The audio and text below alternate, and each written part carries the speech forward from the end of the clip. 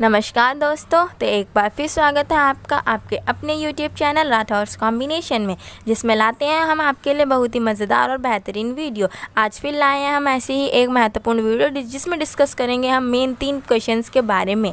पहला क्वेश्चन है, समझ और विवेक में क्या अंतर है। दूसरा, ट्रेन के बीच में AC कोच क्या होते हैं। तीसरा, कुछ अजीब रोचक तथ्य क्या हैं। इस वीडियो में हम आपको इन तीनों प्रश्न के बारे में बताएंगे और अगले 3 प्रश्न के बारे में जानने के लिए देखिए आप हमारी वीडियो पार्ट 2। तो डिस्कस करेंगे इस वीडियो में हम ये 3 प्रश्न की समझ और विवेक में क्या अंतर है। तो फ्रेंड्स, समझ और विवेक की बात की जाए तो समझ और विवेक को दोनों को अलग अलग जान लेने में सबसे ज़्यादा बढ़िया बात होगी। पहले हम आपको बताएंगे कि समझ क्या होता है, उसके बाद हम समझाएंगे कि विवेक क्या होता है। तो दोस्तों, सबसे पहले जानते हैं समझ क्या है। समझ वार्तालाप के दौरान किसी भी बात को समझ लेना या किसी भी बात को सुनकर ग्रहण कर लेना, उसे हम समझ कहते हैं। जैसे हम एग्जाम्पल के लिए बताएंगे कि टीवी को देखते हुए चीज़ों को ग्रहण करना और न्यूज़पेपर को पढ़ते हुए उसमें जो मेन चीज़ें होती हैं उन्हें ग्रहण करना ही समझ होता है। आप सभी को ये पता है कि समझ में और विवेक में क्या अंतर है, लेकिन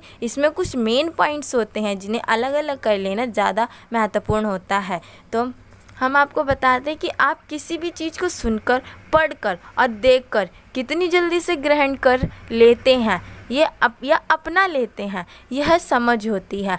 लेकिन वही दोस्तों, अगर बात हम विवेक की करें तो विवेक और समझ में यही महत्वपूर्ण अंतर होता है कि जानते हैं कि विवेक क्या होता है। तो विवेक का अर्थ होता है बुद्धिमान होना। तो अगर आप में समझ है मीन्स अगर आप किसी भी चीज़ को अच्छे से समझ लेते हैं तो इट्स मीन्स आप में विवेक की भी कहीं ना कहीं उपस्थिति है, क्योंकि विवेक का अर्थ होता है बुद्धिमान होना। कोई भी फैसला बिल्कुल अपनी बुद्धिमानी से लेना ही विवेक कहलाता है। यदि व्यक्ति बुद्धिमान है तो वह अवश्य ही किसी भी बात को पढ़कर, देखकर, समझकर, ग्रहण करने के पश्चात अपनी बुद्धि का प्रयोग करके उसे अपने उपयोग के लिए रख लेगा। जी हाँ दोस्तों, आपने जो भी चीज़ पढ़ी है, जो भी देखी है, अगर आप विवेकशील हैं तो उस चीज़ को अपनी बुद्धि में रख लेंगे उसका आगे प्रयोग करने के लिए। लाइक कोई सीख, किसी भी कहानी से मिली हुई कोई सीख, किसी की कोई भी सुनी हुई बात या फिर कोई भी ज्ञान की ऐसी बात जिसका आप आगे चल के यूज़ कर सकते हैं, जो आप याद करके रख सकते हैं। और पढ़ी हुई बातों या तथ्यों को अपनी बुद्धि और विवेक के द्वारा अपने लिए उपयोगी बनाए रखना ही विवेक होता है, और ये विवेक के कारण ही संभव होता है। तो फ्रेंड्स, ये था हमारा फर्स्ट क्वेश्चन का आंसर। आई होप कि आपको ये अच्छे से समझ में आ गया होगा। अब है तीसरा प्रश्न कि ट्रेन के बीच में AC कोच क्या होते हैं। फ्रेंड्स, पहले आपको बता दें कि AC कोच होते क्या हैं। AC कोच ऐसे कोच होते हैं जिसमें प्राय आपको सभी फैसिलिटीज़ मुहैया करवाई जाती हैं।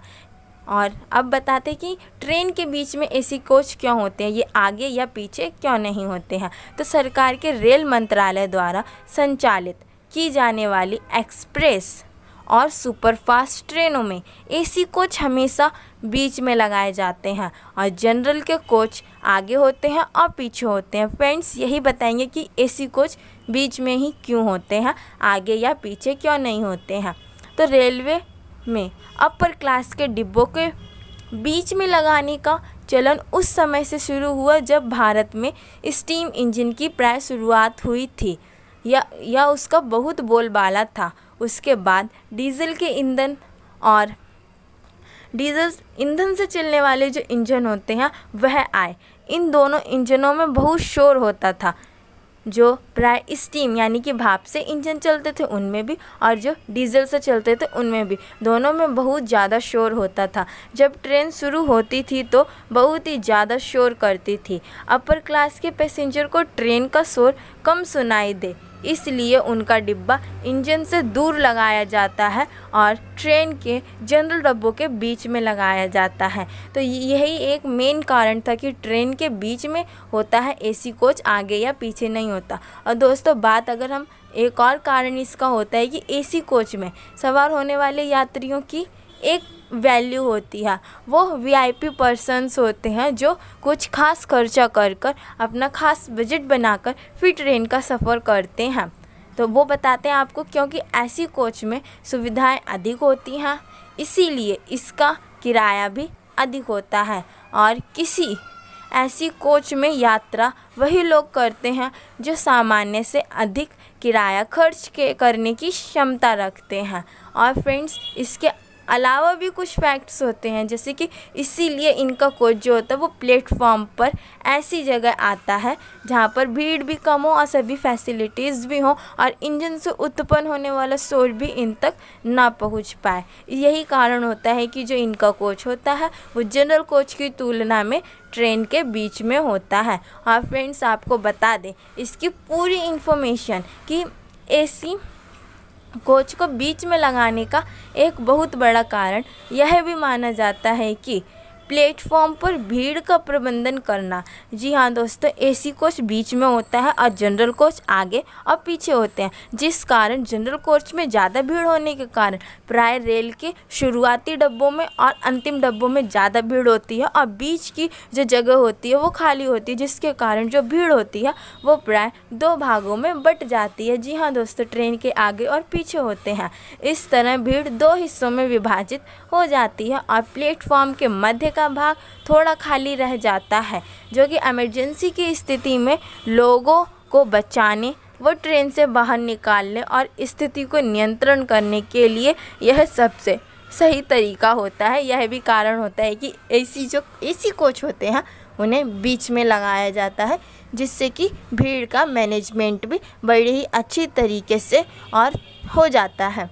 तो यही था हमारे दूसरे प्रश्न का उत्तर, जो हमने आपको बताया कि एसी कोच ट्रेन के बीच में क्यों होते हैं, आगे या पीछे क्यों नहीं होते। उम्मीद है कि आपको इस प्रश्न का उत्तर अच्छे से समझ में आ गया होगा। अब फ्रेंड्स बताएंगे कुछ अजीबोगरीब तथ्यों के बारे में। तो फ्रेंड्स, आपको बता दें कुछ अजीबोगरीब तथ्य, यानी कि इंटरेस्टिंग एंड अमेजिंग और शॉक्ड कर देने वाले फैक्ट्स। तो हमारा जो पहला फैक्ट्स है वो है कि 90% शिकार शेरनी करती है। जी हाँ दोस्तों, अगर जानवरों की बात की जाए तो जो 90% शिकार होते हैं वो शेरनी द्वारा किए जाते हैं, शेर के द्वारा नहीं। दूसरा, पुरुष भी बच्चों को स्तनपान करा सकते हैं। तीसरा, स्विट्ज़रलैंड में आप रात 10 बजे के बाद टॉयलेट फ्लश नहीं कर सकते हैं, इसके लिए ये वहाँ का रूल होता है और अगर आप ऐसा करते हैं ये तो वहाँ के नियमों के खिलाफ होगा। इसके बाद चौथा है कि शार्क कभी बीमार नहीं पड़ती, वे कैंसर सहित हर ज्ञात बीमारी से प्रतिरक्षित होती हैं। और फ्रेंड्स, आपको डॉल्फिन के बारे में भी एक बता दें कि डॉल्फिन हमेशा, अगर वो कभी भी नहीं सोती है और अगर वो सो भी जाती है तो वो अपने आधे ही दिमाग को सुलाती है और एक आंख बंद कर कर ही सोती है, दूसरी आंख, और उसका आधा दिमाग हमेशा जागा हुआ रहता है। उसके बाद हमारा 5वां इंटरेस्टिंग फैक्ट है कि फ्रांस में एक नागरिक कानूनी तौर पर किसी मृत व्यक्ति से शादी कर सकता है। फिर हमारा 6वां फैक्ट है कि यदि मानव आँख एक डिजिटल कैमरा होता तो इसमें 576 मेगापिक्सल की गुणवत्ता होती। 7वां, बुर्ज खलीफा का निर्माण सैमसंग ने किया था। सैमसंग एक पूर्णकालिक हथियार निर्माता कंपनी भी रह चुकी है।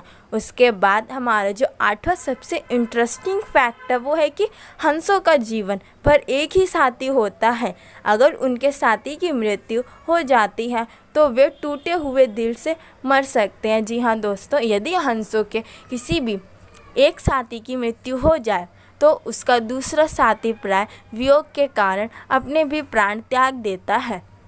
फिर हमारा जो 9वां फैक्ट है वो है कि आपके शरीर का हर कण 7 साल में बदल जाता है, इसीलिए आप सचमुच 7 साल में एक नए व्यक्ति बन जाते हैं। जी हाँ दोस्तों, 7 साल बाद व्यक्ति के शरीर का जो कण होता है हर एक कण बदल जाता है और 7 साल बाद एक नए व्यक्ति का निर्माण होता है, यानी कि उसकी कोशिकाएं जो सेल्स होती हैं वो बनती रहती हैं और मिटती रहती हैं।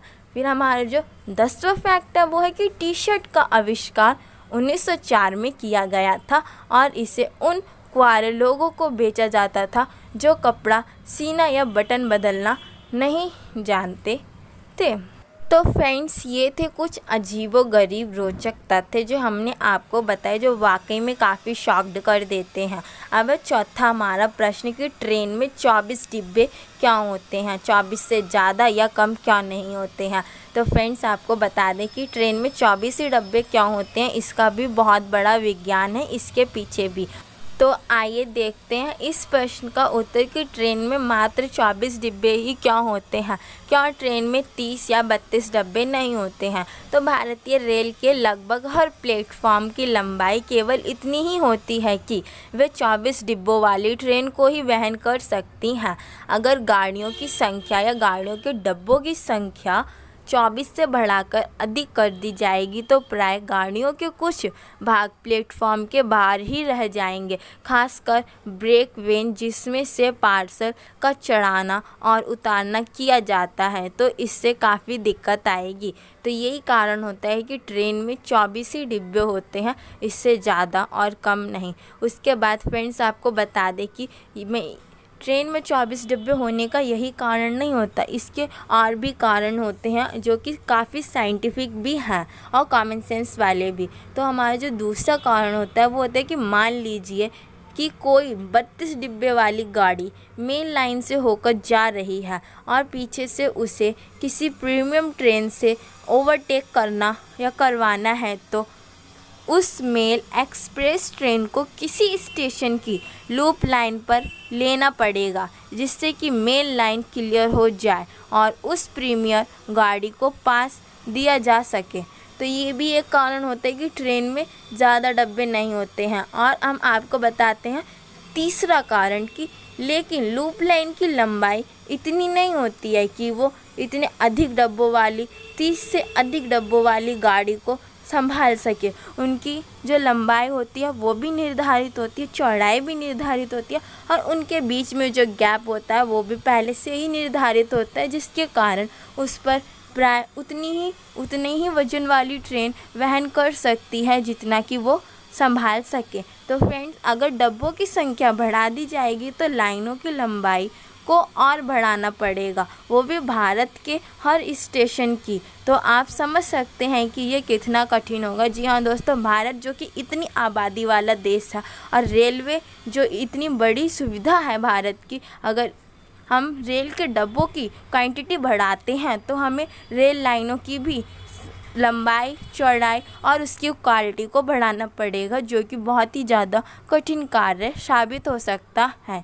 तो हमारी इस वीडियो में हमने आपको बताया ये 4 महत्वपूर्ण और जीके क्वेश्चंस। तो हमारी इस वीडियो के लिए बस इतना ही। अगर आप जानना चाहते हैं ऐसे ही और भी महत्वपूर्ण प्रश्नों के बारे में, तो हमारी अगली वीडियो और हमारी वीडियो पार्ट 2 भी देखें, जिसमें हम बताएंगे आपको अगले 2 प्रश्नों के उत्तर, जो कि काफ़ी महत्वपूर्ण हैं और आपको जानने भी चाहिए। तो फ्रेंड्स, आज के लिए बस इतना ही। अगर वीडियो पसंद आई हो तो वीडियो को लाइक करें, शेयर करें ज़्यादा से ज़्यादा लोगों तक और चैनल को सब्सक्राइब करें ताकि हमारी वीडियो की नोटिफिकेशन आपको मिल सके सबसे पहले। और इसके अलावा आप लोगों को बता दें कि दोस्तों, हमारे यूट्यूब चैनल पर आप देख सकते हैं करंट अफेयर्स की भी वीडियो, जिसमें हम आपको हर एक ईयर के जो करंट अफेयर्स और लेटेस्ट अपडेट्स होते हैं वो भी बताते हैं। उसके अलावा आप देख सकते हैं हिस्ट्री से संबंधित महत्वपूर्ण क्वेश्चंस, लाइक कब कौन सा युद्ध हुआ, प्रथम विश्व युद्ध कब से कब तक चला, और भारत की प्रथम महिला प्रधानमंत्री कौन थी, प्रथम महिला राष्ट्रपति कौन थी। इन क्वेश्चंस के भी आंसर आप जान सकते हैं। हमारे यूट्यूब चैनल को सब्सक्राइब करें और बेल आइकन को भी प्रेस करें ताकि हमारी सभी वीडियो की नोटिफिकेशंस भी आप लोगों को सबसे पहले मिल सके। Thank you friends, see you again.